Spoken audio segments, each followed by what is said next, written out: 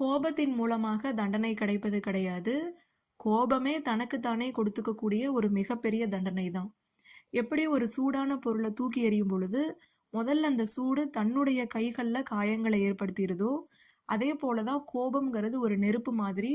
அது முதல்ல கோபப்படுபவர்களுடைய மனசுல பெரிய காயங்களை ஏற்படுத்திடுது.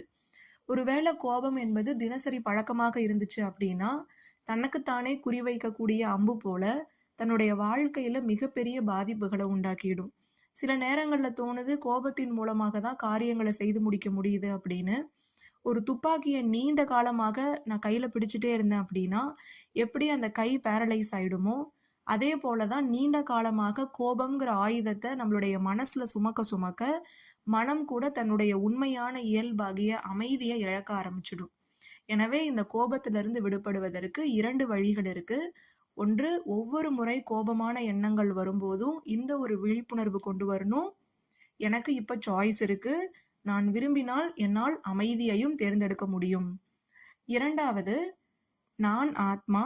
என்னுடைய உண்மையான குணமே அமைதிதான்.